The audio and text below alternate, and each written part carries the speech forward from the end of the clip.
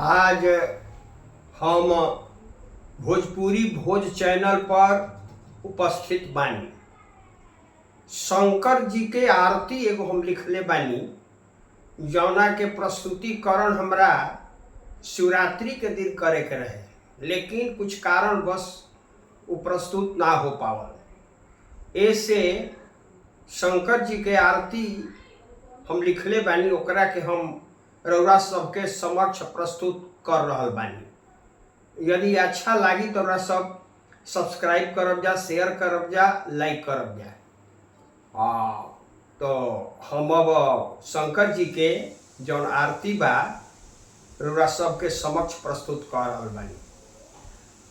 हाथावा में शोभेला, हाथावा में शोभेला, डमरू विशाल हो, भूलैह जनी हमनी के।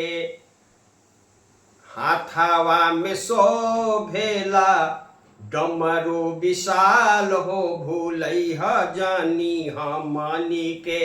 शिव सरकार हो, भूलैह जनी हमनी के। आरती तोहार हो, भूलैह जनी हमनी के।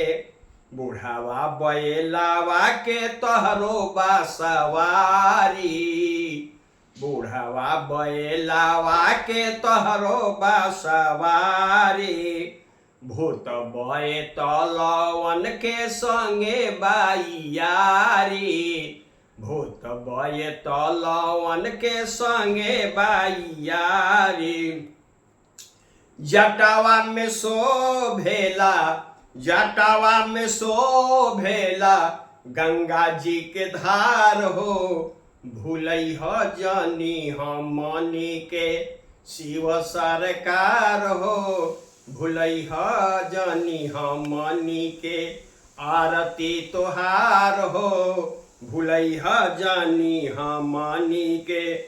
नीलकंठ भस्म धारी रौरा कहाइला, नीलकंठ भस्म धारी रौरा कहाइला। भांगवा के गोला वा के भोगवा लगाइला, भांगवा के गोला वा के भोगवा लगाइला। गालावा में शोभेला, आहो गालावा में शोभेला, नगवा के हार हो, भूलैह जनी हमनी के। शिव सरकार हो, भूलैह जनी हमनी के। आरती तोहार हो, भूलैह जनी हमनी के। गौरी गणेश बाड़े रौरे परिवार में, गौरी गणेश बाड़े रौरे परिवार में। अमंगल के नाश करे क्षण भर के पुकार में, अमंगल के नाश करे क्षण भर के पुकार में। कैलाश पर सजल बाटे, कैलाश पर सजल बाटे, रौरो दरबार हो, भूलैह जनी हमनी के। शिव सरकार हो, भूलैह जनी हमनी के।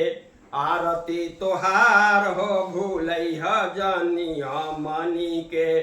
डूबे कहेले शिव के जल्दी मनाई, डूबे कहेले शिव के जल्दी मनाई। अवधर दानी हई भूल मति जाई, अवधर दानी हई भूल मति जाई।